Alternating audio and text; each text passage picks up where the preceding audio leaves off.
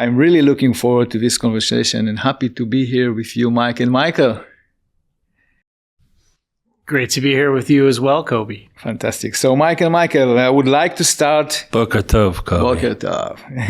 It's almost noon. I would like to start with a personal and professional. If your professional paths, what lead each one of you to a career in law? Kind of fell into law, kind of like I fell into the insurance industry, like a lot of people. I was in college, and I think didn't realize I needed to think about getting a job after college. Like I did a lot back then, followed my brother into law school, thought I could be good at that, and also because I didn't have to get a job and I could borrow more money and spend 3 more years not being an adult. And then when I realized I had a lot of money to pay back, I realized I had to get a job and it had to pay me fairly well. So I ended up at a law firm, large law firm, after clerking for a judge for a year. That law firm happened to be the leading insurance law firm in the world at the time, and fell into insurance. I was LaBeouf Lamb, Green and McRae, and it's been almost 30 years since then. Fantastic. I am told that I declared I wanted to be a lawyer from the youngest of age, perhaps as early as kindergarten. I'm not sure I believe any truth in that. But always been focused on business, and fundamental to business is understanding how business operates and articulating, communicating the respective parties' desires and needs. And I suppose that's how eventually I got involved in law. The story around getting involved in insurance sector of law is much like, I think, many people, which is you fall into it by accident. Somebody you knew somebody in the insurance world. For me, it was my youngest sister's best friend's father was a D&O MGA back in the day, and he introduced me to the law firm that he used at the time. And so coming out of law school, I connected with them, interviewed, and managed to land a job. The practice of law in a law firm was not for me, to be honest. Soon after, perhaps 2 or 3 years into it, I moved from practice of law in the law firm world into the insurance side of the house. So directly in-house at that point in time. I could talk about the rest of the journey in a bit, but that's how I got my start in law. You know, it's very funny because the majority of the people that I'm speaking with that working in the insurance industry arrived to the insurance industry by mistake. It's always a mistake, but they fell in love in that kind of job. So great to hear that. How did the connection with Insurtech Israel begin, and what synergy do you see between your work and the Israeli Insurtech ecosystem? Well, as you know, Kobe, we met, I think our last trip before COVID in February, middle of February 2020. And I think you and I connected on LinkedIn, just yes. Kind of like I think a lot of people do, especially not just in the insurance industry, but I think in the InsurTech part of the industry. One unique thing about it is I think that the people involved are very open to just kind of cold outreach like that, because people are eager to share experiences, share their network, and learn about some of the new businesses that are, I think, helping the industry advance. I think you and I just kind of connected. I forget how. I think you were connected to people I was connected with and reached out, cold outreach. And then when we were visiting Tel Aviv in February 2020, we had a meeting at the top of. I was going to say, not for nothing. You think our view is great? I think exactly. The view from we don't have a beach. Tower, you had a beach. Exactly. You look out the window and the gorgeous view of the surroundings of Tel Aviv. I was pretty impressed by that view. Absolutely. And we got along very well. I think I think clicked right away, and just knew that you'd be someone that we'd want to keep in our network for a while. Thank you. I think we met in our offices in Tel Aviv, and the day after that we have met in Jerusalem. Yes, at the big conference there. It was great. It was very crowded, and there was definitely a lot of COVID, with COVID. in that room. How we dodged that, I don't know.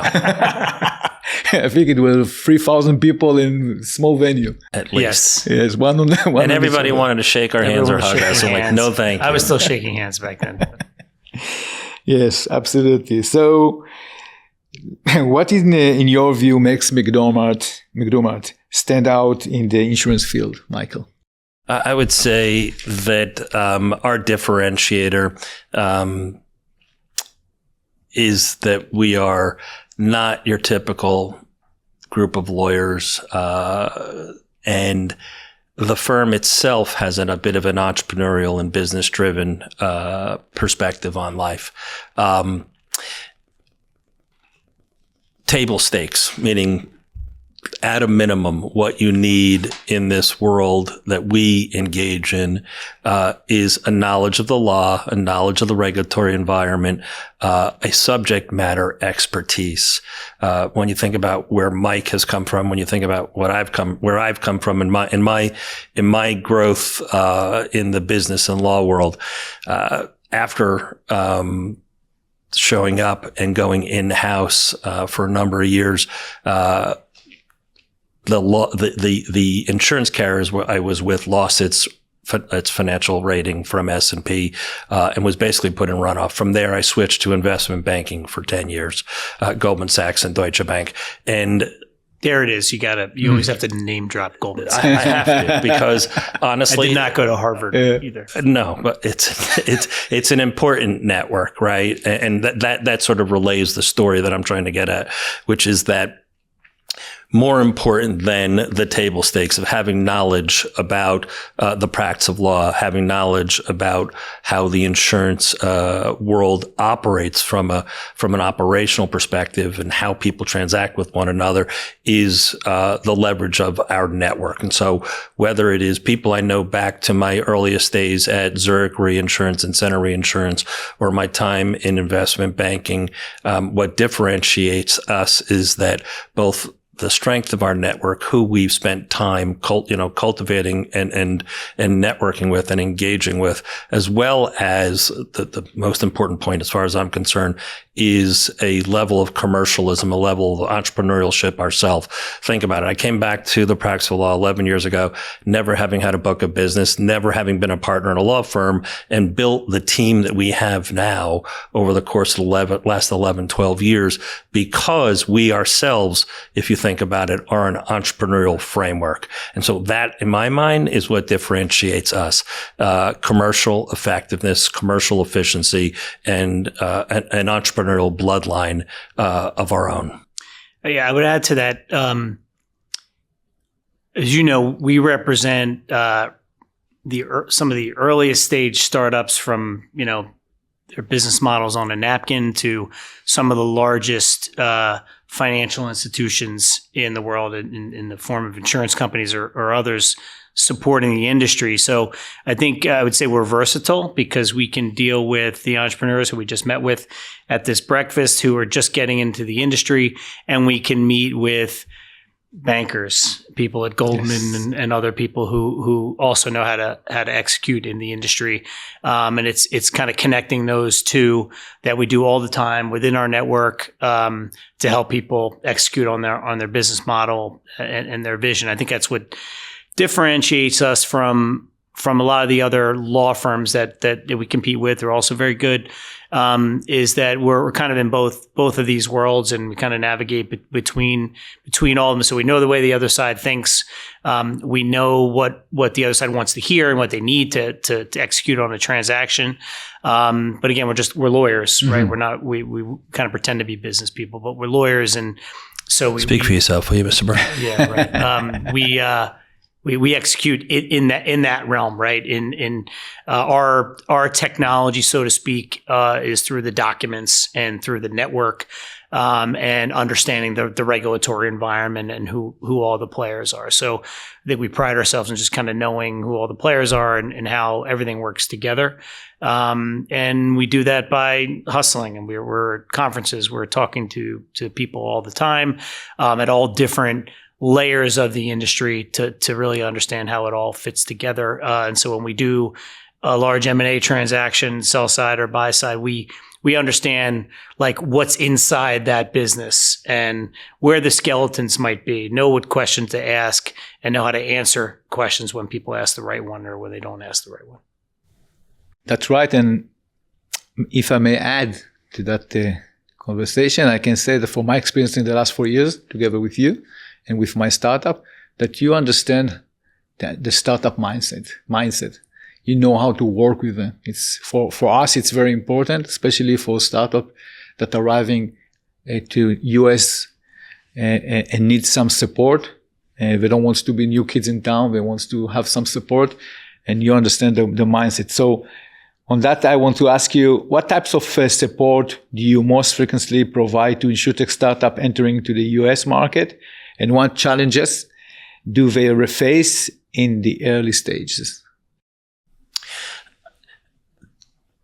The kind of support we provide, as Mike said, blocking and tackling, the basics, setting up a corporation, tax advice. We've got, as Mike said, either perhaps in our earlier meeting or just now, the firm has a breadth of expertise. So we have lawyers who know their way around the tax codes in the United States and elsewhere. We have lawyers who know their way around employment issues. We have, a depth of expertise broadly in any area that you might come across when you're starting up an organization. Even navigating the simplest things, their way around operating agreements or LLC agreements, so we can figure out who owns the enterprise, what are their respective interests. All these basic building blocks of the startup of an organization, that is important, and we've got those skill sets.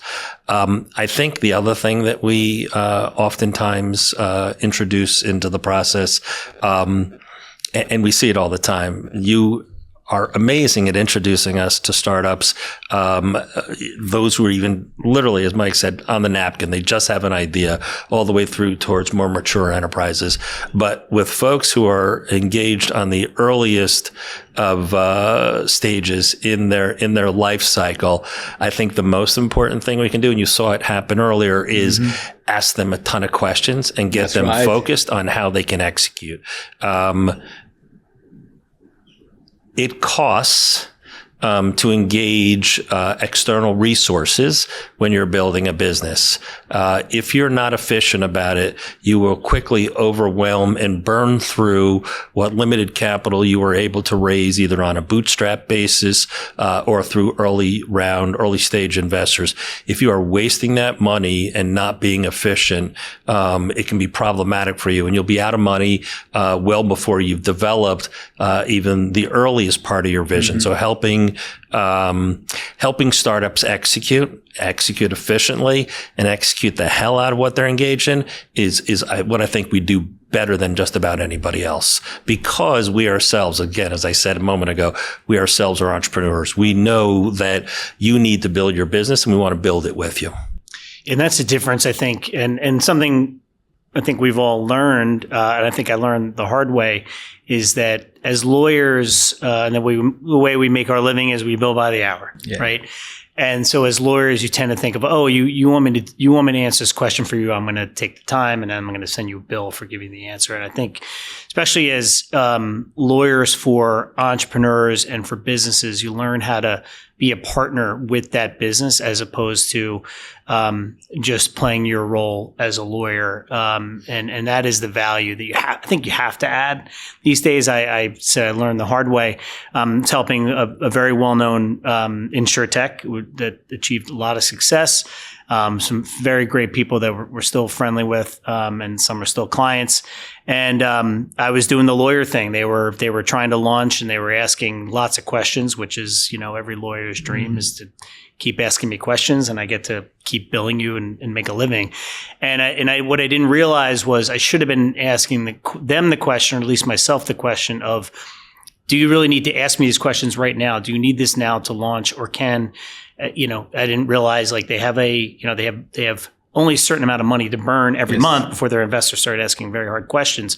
And so can you push some of those questions into the future and help them manage, as you said, Michael, their use of us And so just like any other resource is helping them focus on what they should be doing, need to be doing, because they have so many other things to think about as an entrepreneur. They're very lean. They're not a big corporation. They don't have processes in place. They're just, every day is new and they're doing something different. So it's being a partner to them in that challenge and helping them manage not only you, but also the business generally, and help them focus on what they need to get done, and getting yelled at by a very successful and effective Israeli, where that's kind of how I learned it. And that's a light bulb, I think, went off after that.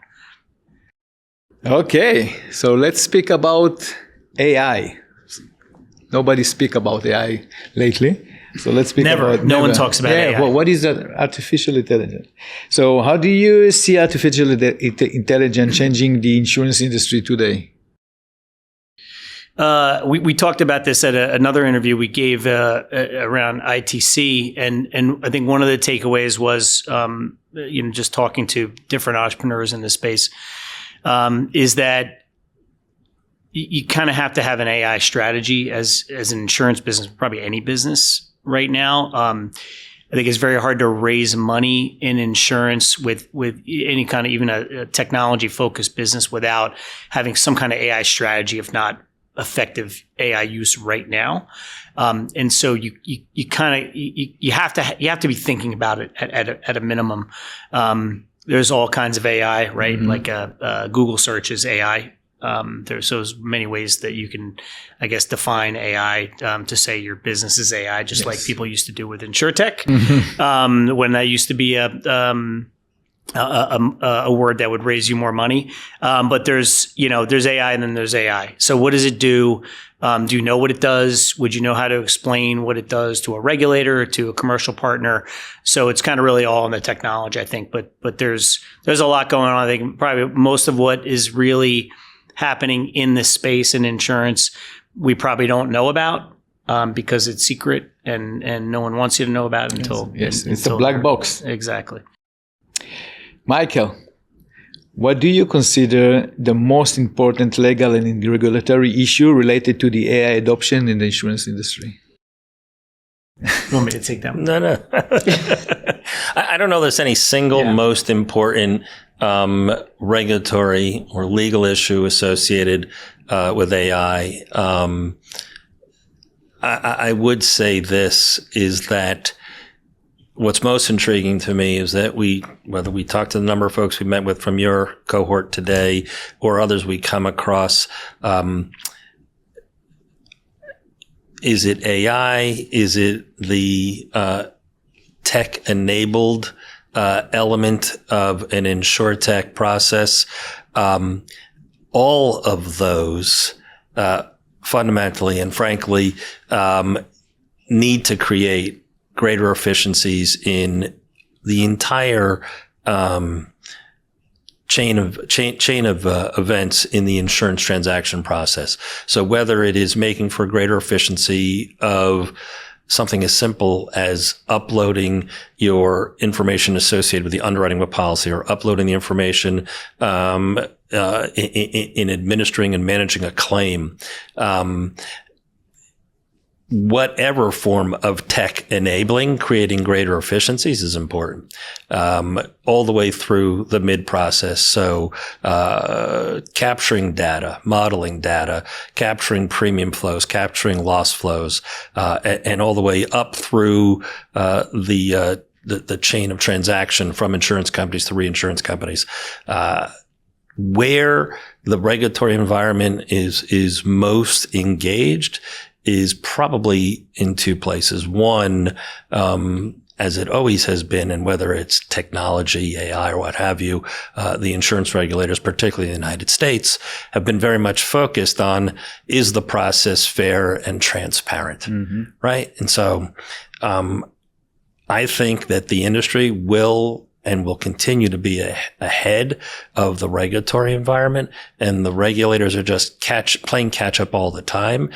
Are still focused on the most basic elements and tenets that I just described. And so I don't know that there's necessarily a single focal point as much as the importance of regulatory oversight as a common precept throughout. So I don't think there's necessarily any particular regulatory pinch point apart from that. I don't know, Mike, if you would add. I would say, at least in the United States, looking at it from a regulatory perspective, I think regulators have taken a fairly measured approach. Just like with big tech, I think more generally in the United States, which means generally hands off. And a lot of the laws that, a lot of the standards that apply are based on existing laws that have been around a long time. I don't know that you need a lot of new laws. I think it's really understanding how the use of advanced technology, AI, use of quote unquote big data and external information sources, how fast it moves everything and how that fits into existing law. That's kind of where we are in the United States. One of the themes that I usually mention is that although it's been generally hands off and there's been a measured approach where I think it's allowed the industry to kind of develop whatever AI is going to be in this industry, which I think is a good thing for investment and for innovation in the industry. That vacuum, there's a vacuum. So what's going to fill that vacuum? It's either going to be the industry self-policing and coming up with its, just observing the general standards and making sure that it doesn't end up on the front page of the Wall Street Journal or the New York Times. And I think the risk is more reputational than like a regulatory risk and maybe litigation, class action risk for abuses.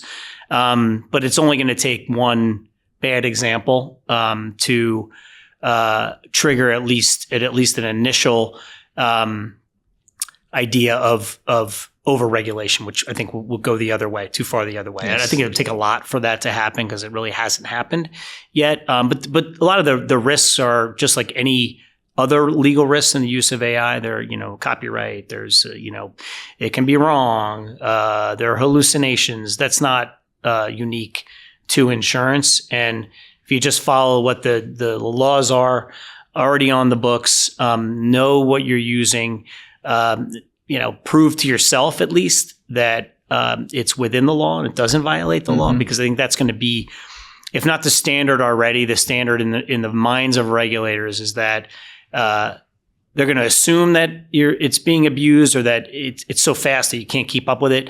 And so you have to rebut that presumption that it's violating the law. I think the regulators have focused on whether or not, and you see most of this action on the personal line side, commercial lines not so much. Let's understand or lay the set the table on that one. And so, if and to the extent that a regulator thinks that an individual insured or a class of insureds are being discriminated against, as Mike likes to say, and I say this from time to time, the underwriting process is a small d discriminatory process. You are deciding what to write, what not to write, what to write at what price level, right? You're figuring out the price level for something. You're figuring out what terms you're going to give, right? So the regulatory environment, the fact that there's AI, the fact that there's technology just means things are moving more quickly.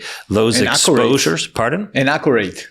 Yes, maybe, but or inaccurate, right? And so your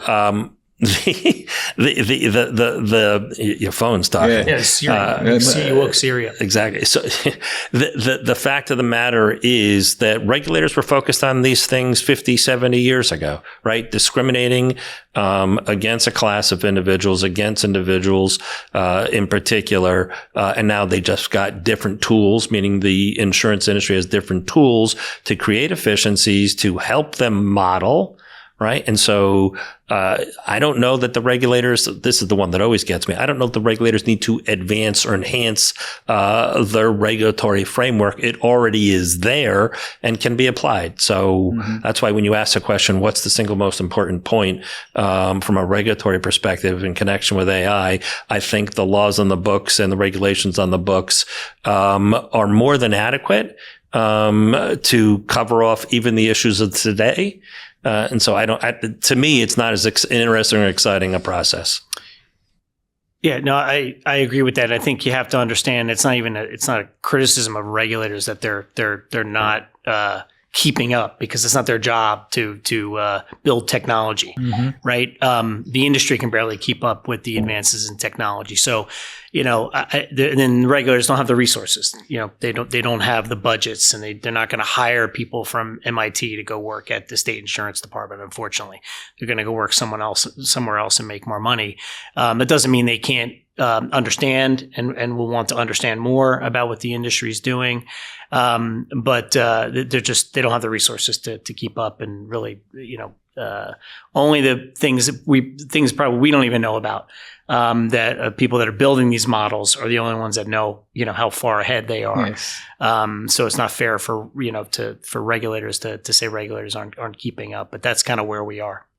I think one of the things that threat them is the fairness. I think the AI models can disrupt the fairness between the balance between insurance and the clients, and in the clients themselves. It's very important, and I think it will be very interesting to see and to watch what we are going to do. I've seen that be a standard mentioned by at least one regulator. Fairness is not required by law. And in fact, the world, the life is unfair, and right. The fact that harsh, Mike, very harsh. Certain areas, certain geographic areas, certain people. I mean, that's a different issue. That's a larger societal issue. I think what will happen eventually, and hopefully, I think we'll be retired by then, is that the more data you have. To be clear, I'm not going to retire, Kobe. Mike's going to retire someday. I just got to keep working. The more technology you have, and the more data you have, and the more you can drill down on individual risks. Think about just individuals and health insurance or life insurance. The more you know about individuals, the less likely you are to want to underwrite them. And you see what people do every day, right? I'm going to disagree with you. I'm going to disagree with you because it just gets back to the point I just made a second ago. Pricing, terms, and conditions, right? If you have more knowledge as an underwriter, you're going to make more informed decisions with respect to that. And this is something I said for a long time, and I believe this, over the last 20 years, even going back to my days in banking. We are very fortunate, at least here in the United States, that there is an abundance of capital that is willing to deploy into the risk environment and offer, whether it's individual insureds or commercial insureds, a risk transfer product. Right? And they set a price and they set terms and conditions. The insurance companies and the reinsurance companies who do that believe that they are optimizing that process and they expect to make a return. This is a capitalist country. We expect to make a return on capital that's deployed. And the individuals and the corporations that are making decisions with respect to the insurance that they purchase are themselves making decisions on the value of hedging that exposure. People travel using airline insurance and travel insurance, which is one of Mike's favorite areas because he's an expert in it. We can do a whole pod on that. People, every day fly and take the decision not to buy travel insurance. And some people buy travel insurance. The people that are offering travel insurance and the advances we've seen in this space with respect to the modeling, because there's so much data out there, both between weather and just travel schedules and how many planes are in how many slots. The insurance companies or the underwriters who are writing on behalf. We have at least one client who is a Israeli startup in this space, and my point here is. There is an exchange, a pricing determination on both sides of that trade as to whether or not to do it. That's point number one. Related point is that, again, that was only point number one. That was only point number one. Point number two, which is that we are, like I said a moment ago, very grateful that our insurance ecosystem is awash in capital, right? And so I am not afraid that there is going to be some cohort of insurers and reinsurers that think that they are better underwriters and are going to model the hell out of it. There's an equal number of insurers and underwriters who may not have advanced tools and still are going to make underwriting decisions. There doesn't seem to be a capacity constraint in the U.S. market right now for almost all lines of insurance business. Yeah. And so, well, that was going to be the second point of my original thought was that. So it was my second point of my first thought. There will be risks that are, that underwriters don't want to underwrite, or maybe that are uninsurable under the current market conditions or terms and pricing. And ultimately that should change behavior. Right. And you'll use technology, AI, other kinds of technology to have more resilience in properties and find ways to prevent risk. Because that's really, I think, where this should go, is not insurance as a recovery tool. It's insurance as part of a overall risk management tool to get more information and figure out not how I can price it so I can cross my fingers and hope there's not a loss that I have to pay out on, but how do I figure out how to make this a better risk, whether it's the individual, who can't be underwritten for health insurance or life insurance, or a property, or a commercial business? How do you make the risk better so that there are better terms in this industry awash in capital? And that's where I think technology can really help ultimately is to have consequences from knowing more about individual risks, whether they be individual human beings or businesses or areas of this country or the world, and then using those consequences to change behavior, both of governments, public policy, individuals where they live. Don't live in the same place where there's been a flood, every other year for the last 10 years, right? There's just hard decisions to make.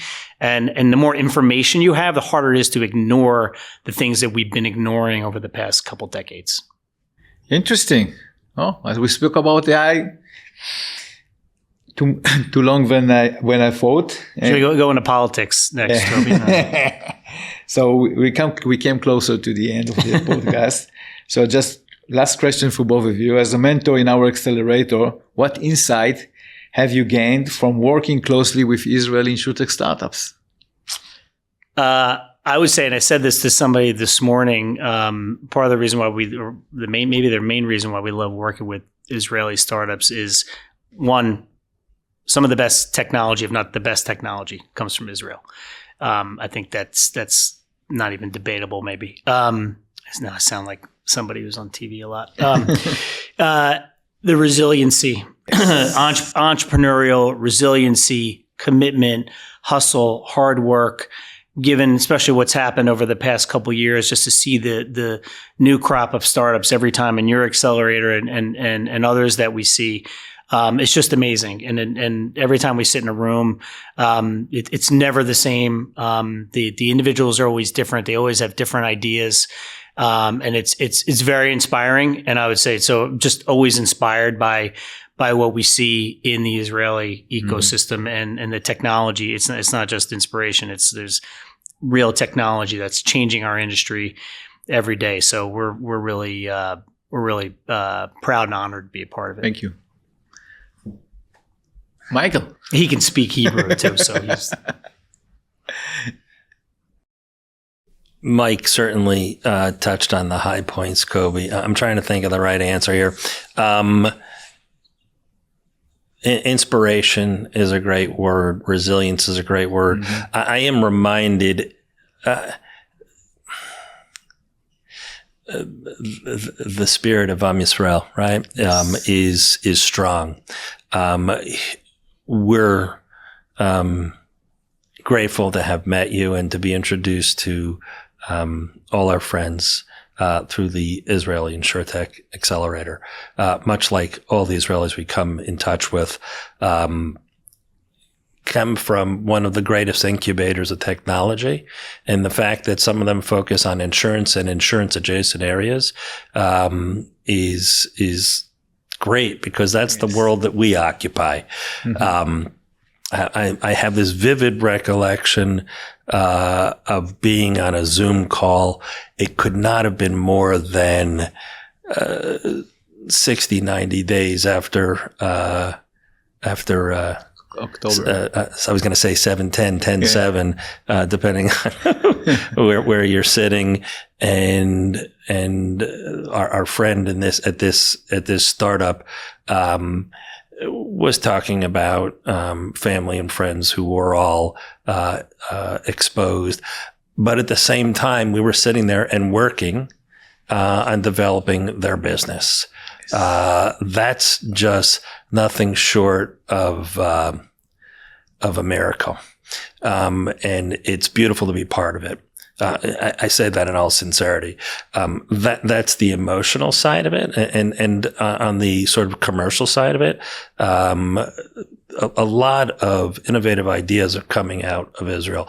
Not just, and what's interesting to me, and this is sort of like, if I could sit down and say to any one of your cohort or future cohorts, it's great that you're focused on insurance. I used to love, I want to build a full stack. And I'm like, why you want to build a full stack carrier? You have this amazing technology. You have this SaaS. You have whatever you have. Let's figure out how to use that technology to enable already extant insurance businesses. And maybe that's what you do, right? Like we were introduced to someone who had, and I thought this as well, this goes back to Mike's point on mitigation. They had an active shooter technology. And I'm like, that's brilliant. Obviously, you're using that for so many reasons to safeguard the population, right? Yes, exactly. Thank you. And how can we... Do you have to be an insurance producer? Do you have to be an MGA? Do you have to be a carrier? Or can you sell that software, that SaaS technology, et cetera? And so my guidance, my sort of, my thought process when I want to sit down, with these startups is, don't listen to what everyone else is doing. Don't listen to the noise. Mm-hmm. Figure out where your highest and best use is, and, not to be crass about it, but monetize it, right? And focus on that. Maybe it isn't setting up an MGA, right? Maybe it is integrating into other modeling platforms. So, long way of saying that we continue to hold up much hope. Love spending time with you and love spending time with our many other friends from Eretz Yisrael. Thank you. Thank you very much for your time. And thank you, Michael and Mike, very much for the time and sharing your insight. It's always a pleasure to talk with you, and we truly appreciate your support for our startups and for the Insurtech ecosystem in Israel and around the world. And thank you, everyone who listened, and we will see you in our next episode. Thank you very much. Chag Sameach, Kobe. Chag Sameach.